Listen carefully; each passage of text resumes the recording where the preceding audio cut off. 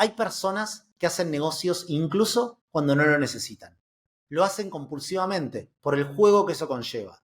Lo hacen porque ofrece una clara medida de éxito en un mundo caótico. Pero yo no soy uno de ellos. Para mí, los negocios son algo con lo que no te molestás si no es necesario. Y afortunadamente no lo era cuando llegó Bill. Por otro lado, creo firmemente que si tenés que hacer negocios, entonces debes hacerlo sin quejarte, sin ambivalencias, con toda la mente y el corazón, lo mejor que puedas, sin permitirte olvidar por qué lo estás haciendo. Bienvenidos a Los Aventureros, el podcast donde te cuento la historia de fundadores, líderes y personas que cambiaron el mundo, o que al menos me cambiaron la vida a mí. Y la forma que tengo de contarlas es leyendo los libros, las biografías de estas personas y tratando de transmitirte un poco de lo que leí, ¿no? De las cosas que me gustaron, las cosas que creo que aprendí de estas biografías. Y hoy voy a contar la historia de la empresa de Republic of Tea. Es un libro que leí hace 10 años y que me encantó en ese momento. El libro también se llama The Republic of Tea. Y lo que me encantó es que no fue escrito como un libro, sino que son las cartas que se mandaban los fundadores, Bill Rosenberg y Mel Ziegler, que concluyeron en la creación de esta empresa que revolucionó el mundo del té en los Estados Unidos. Mel venía de fundar y vender Banana Republic, o sea, era un tremendo emprendedor, ya súper consagrado, lo había fundado con su esposa Patricia, pero él estaba bastante alejado del mundo de emprender hasta que se topa con este joven Bill en una conferencia. Estaba a 3.000 millas de distancia de mi hijo de 2 años, asistiendo a una conferencia sobre negocios y responsabilidad social. Miraba su foto durante los descansos de las sesiones hasta que finalmente no pude soportar estar lejos de él ni un momento más. Llamé a la aerolínea y reservé el próximo vuelo de regreso a casa.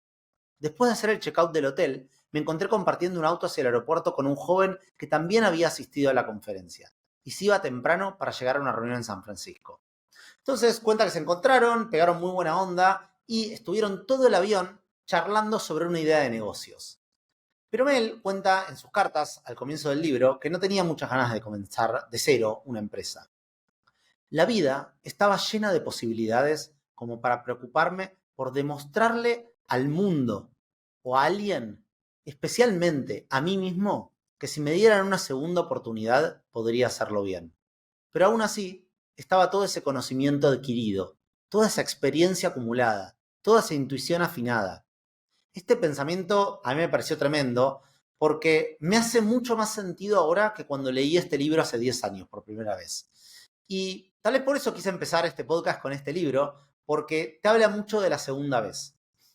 En mi caso, a mí al menos me impactó porque yo fundé una empresa, nos fue muy bien, la vendimos y ahora me planteo mucho esto de las segundas posibilidades, de volver a arrancar.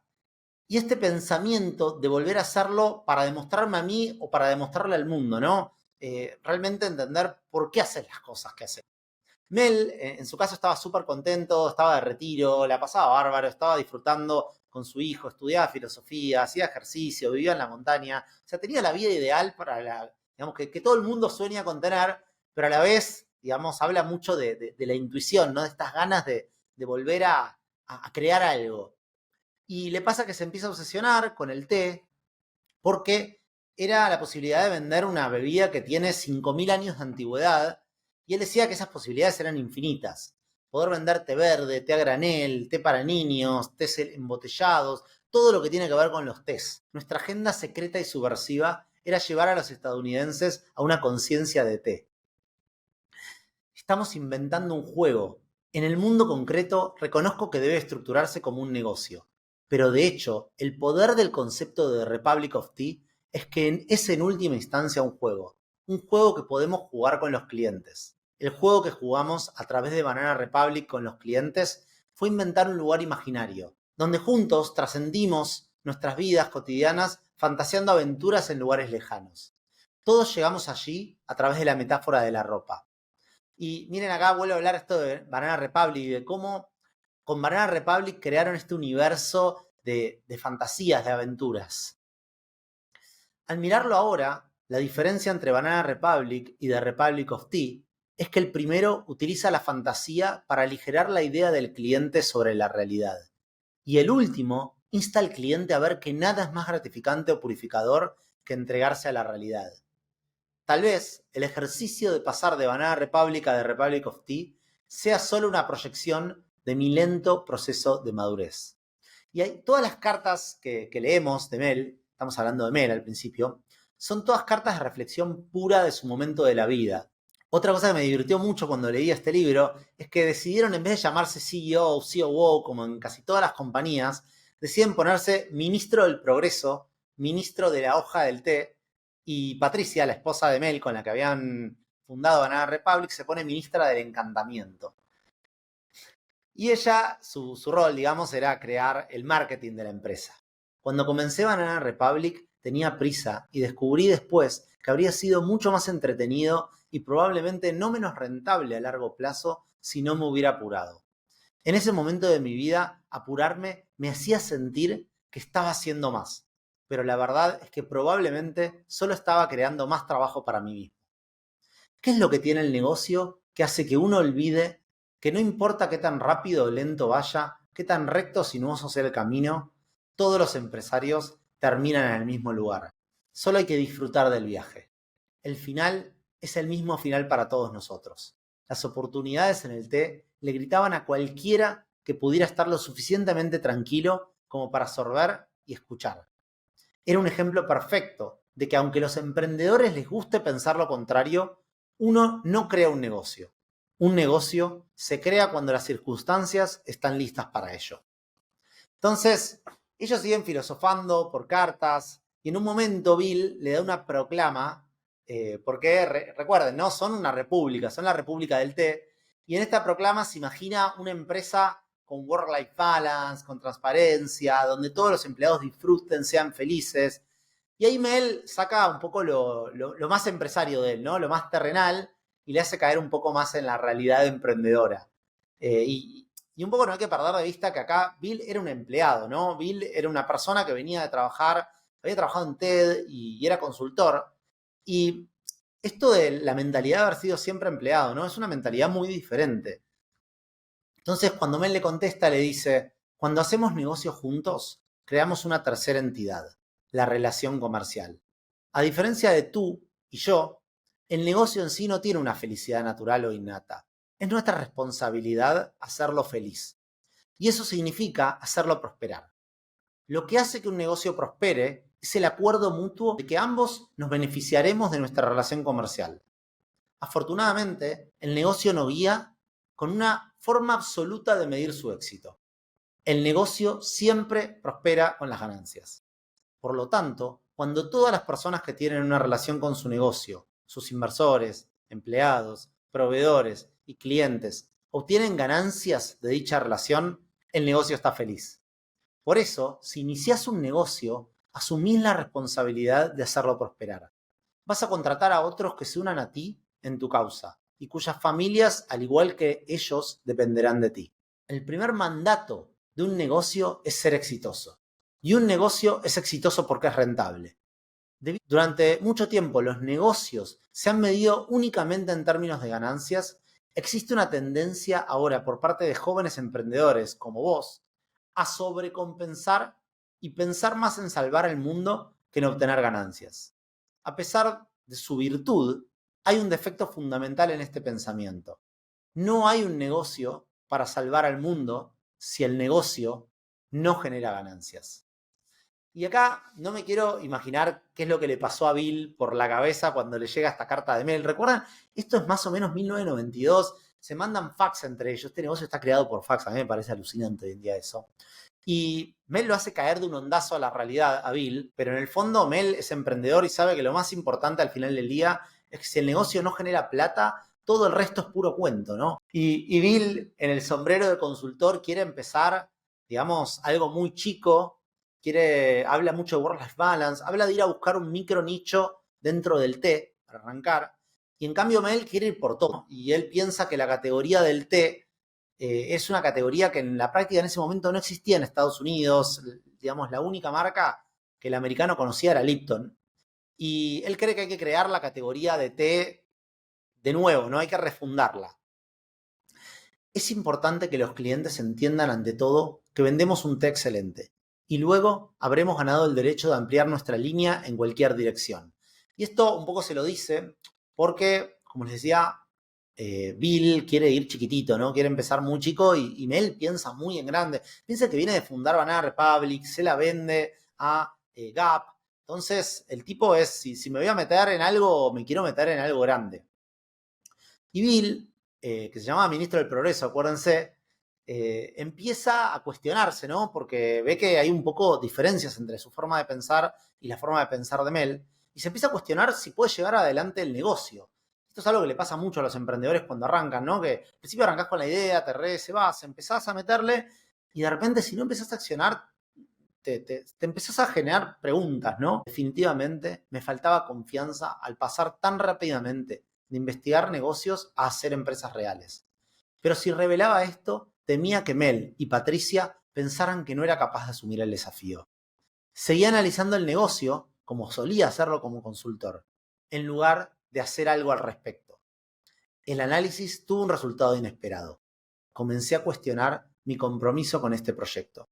Empecé a percibir el potencial de fracaso. Mi incapacidad para avanzar con confianza probablemente tenía que ver con el miedo de descubrir mis propias limitaciones. Todavía no tenía un sentido lo suficientemente claro sobre el negocio como para saber si tendría éxito o fracasaría. Empecé a sentirme incómodo por cambiar mi vida para entrar en el negocio del té. Y esto es hermoso porque habla de la lucha que tenemos como emprendedores para animarnos, ¿no? Y de nuevo, recuerden, un consultor que viene del mundo de la responsabilidad social, viene de trabajar en TED, del mundo de las ideas, y de repente se encuentra con un loco como Mel, que viene de fundar una empresa de la nada, de venderla, y un poco todas las historias que yo escucho en podcast, todas las entrevistas, suelen ser de emprendedores que vieron una idea, que no tuvieron miedo, y para mí me pareció muy refrescante ver cómo un emprendedor en estas cartas te cuenta directamente del miedo que tiene, del miedo de arrancar. Y a mí me pasó. O sea, es muy duro el salto al vacío de dejar un trabajo y de repente decir, me voy a saltar a la nada y voy a lanzarme a emprender y saber que no voy a tener sueldo, no sé, por años, ¿no? Y saber que te arrojas a lo desconocido totalmente, que te puede ir muy mal. De hecho, las probabilidades de que te vaya mal son muchas más. Y algo que me dejó pensando, ¿no? En sus pensamientos dice una frase que es, quiero que la empresa esté suficientemente capitalizada, pero siempre un poco hambrienta.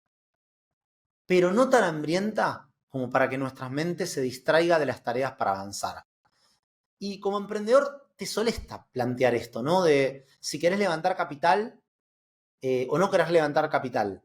Pero la realidad es que gran parte de los emprendimientos no pueden darse el lujo de levantar capital y de, digamos, de tener plata en el banco como para poder sobrellevarlo. Van a tener hambre desde el momento uno y viven desde el momento cero con la realidad de la incertidumbre total y de no saber si va a funcionar y saber que si te la estrellás, digo, no tenés dónde caer parado, ¿no? Y el ministro de las hojas, como se llama Mel, ¿no? Se da cuenta que lo está empujando mucho a Bill y reflexiona.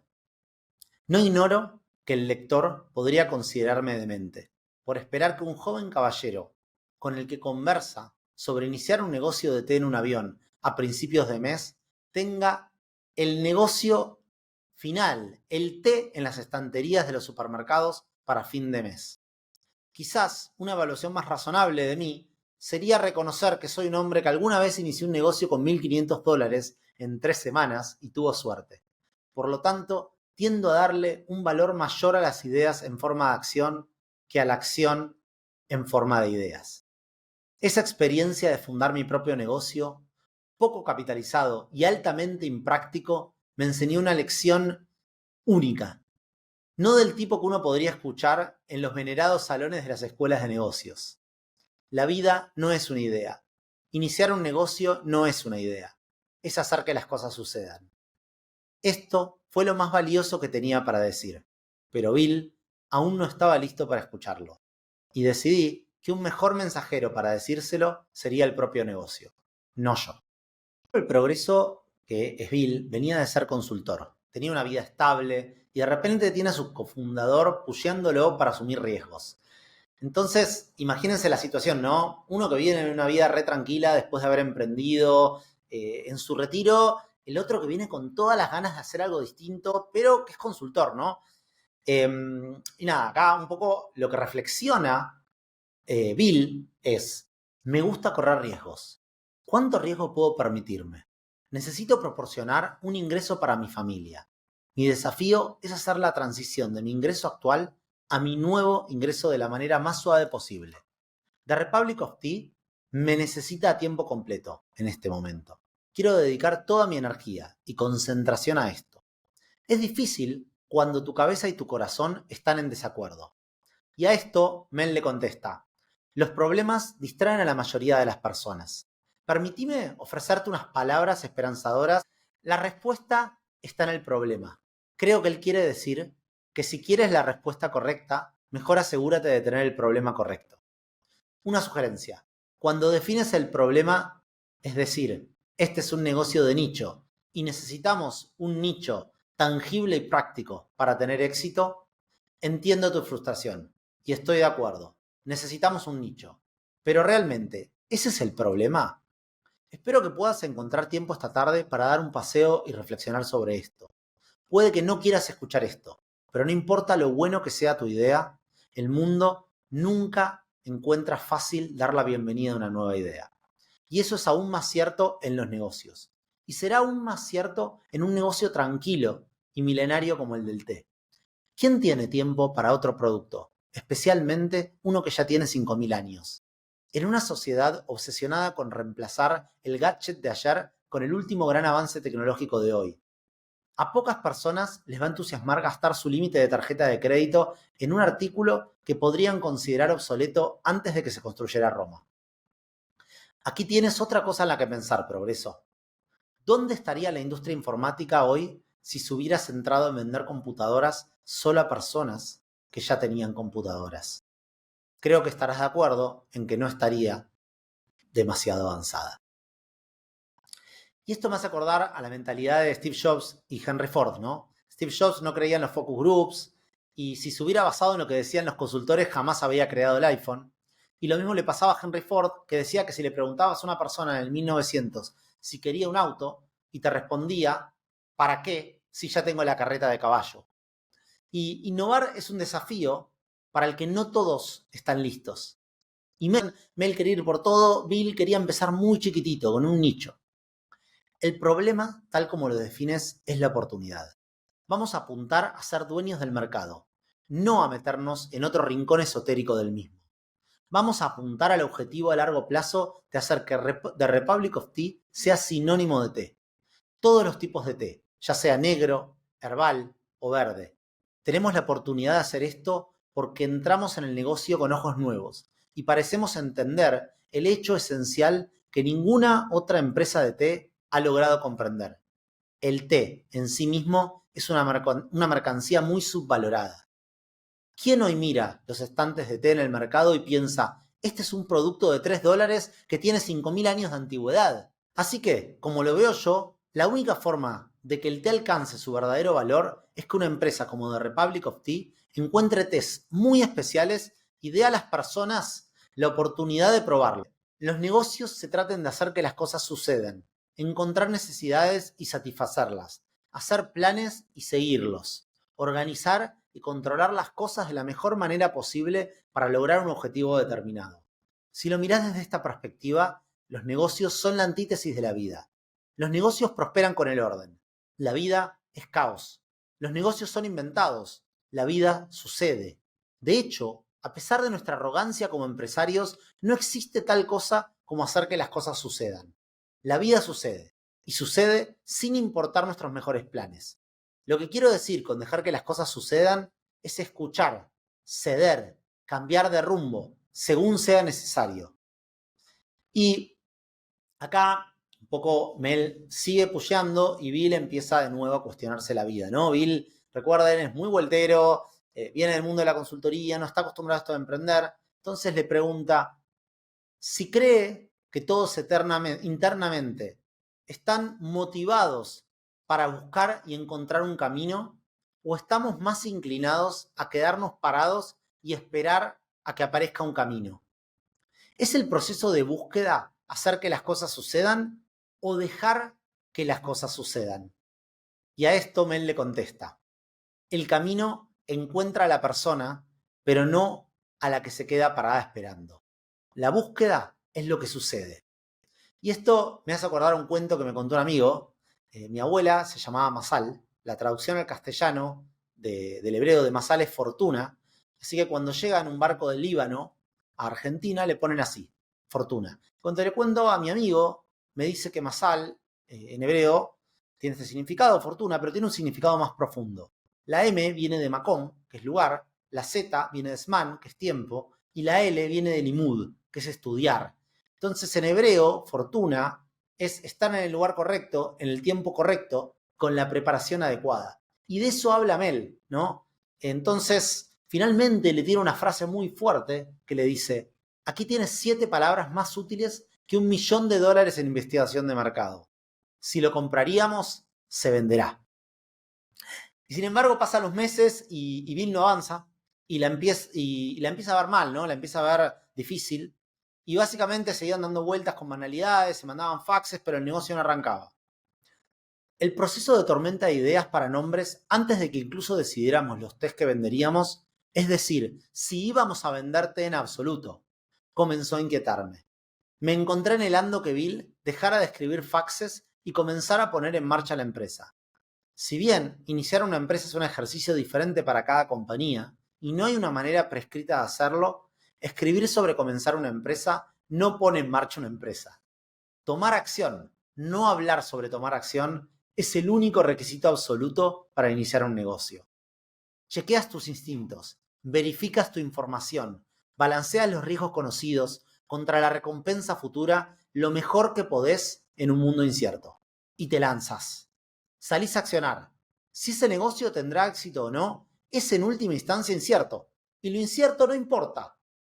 No importa cuán inquietante sea para los empresarios. No puede destrabarse antes de salir a accionar. La aceptación de ese hecho separa a los líderes empresariales de los novatos en los negocios.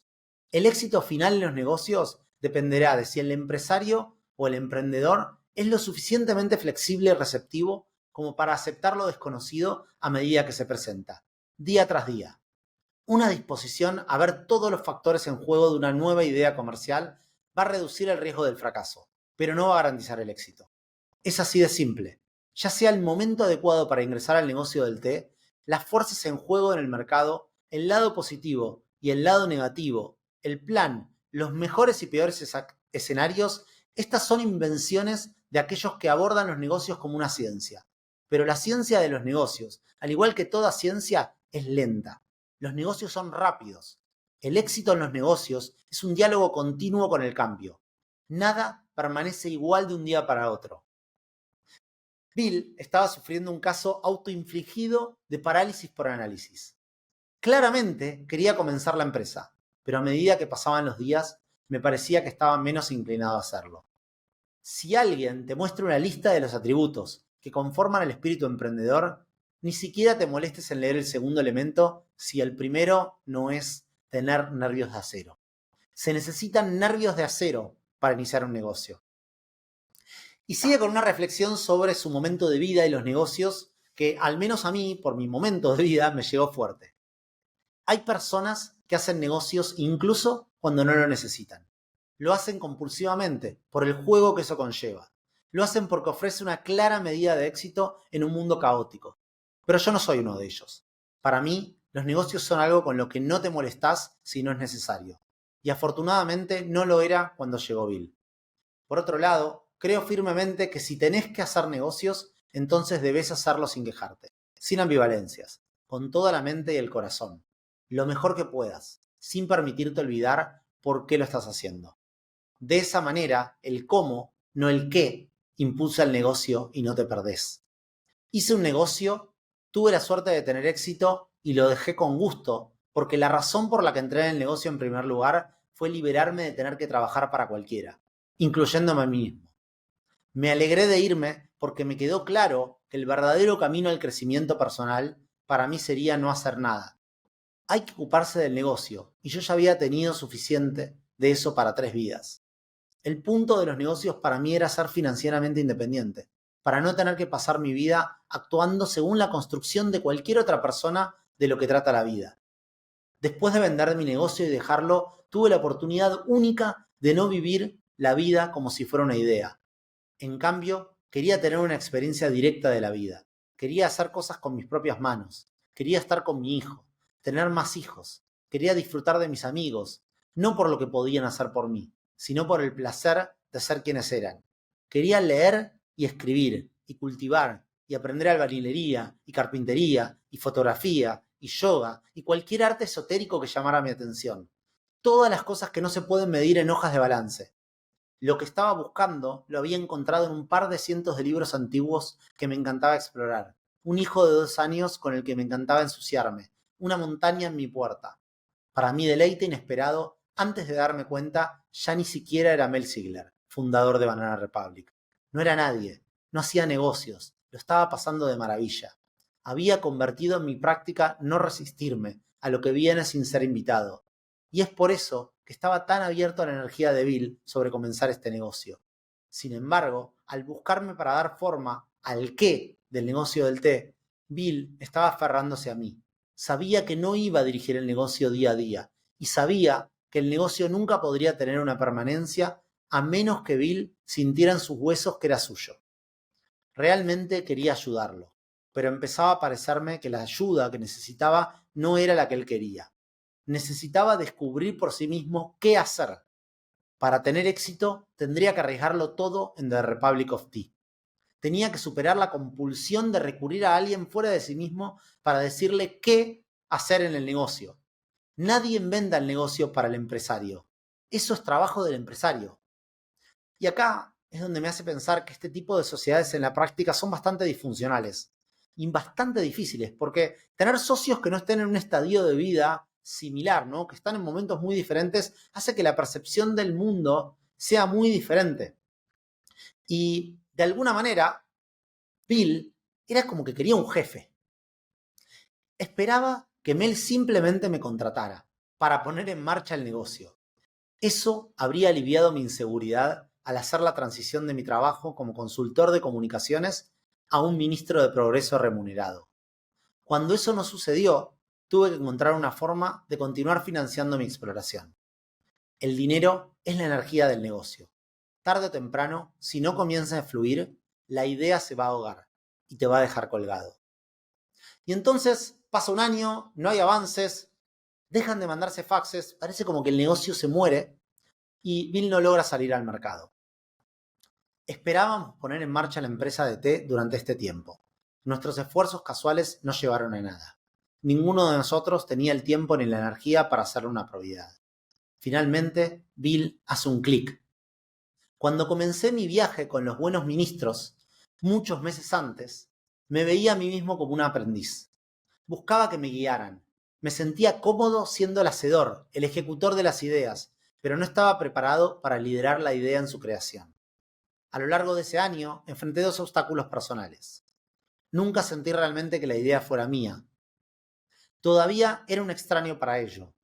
Mel me había dicho muchas veces que ninguno de nosotros era dueño de la idea, pero necesitaba poseerla si iba a liderarla. Y todavía buscaba a otros para que me ayudaran a poner en marcha el negocio del té, ya sea con Mel y Patricia como socios completos o con otra persona. Sin embargo, esto me estaba frenando. Pero el verdadero impedimento, me di cuenta, era una formidable barrera profesional que yo mismo había creado entre el negocio y yo. Me di cuenta de que este negocio era mucho más que ponerle una etiqueta mejor a un producto existente. La mayor parte de lo que habíamos hecho durante nuestra correspondencia el año anterior era inventar la presentación del producto de té. Habíamos gastado mucha energía creativa desarrollando una nueva forma de vender un viejo producto. Sabíamos que Estados Unidos podría llegar a apreciar grandes cantidades de té si proporcionábamos la educación adecuada.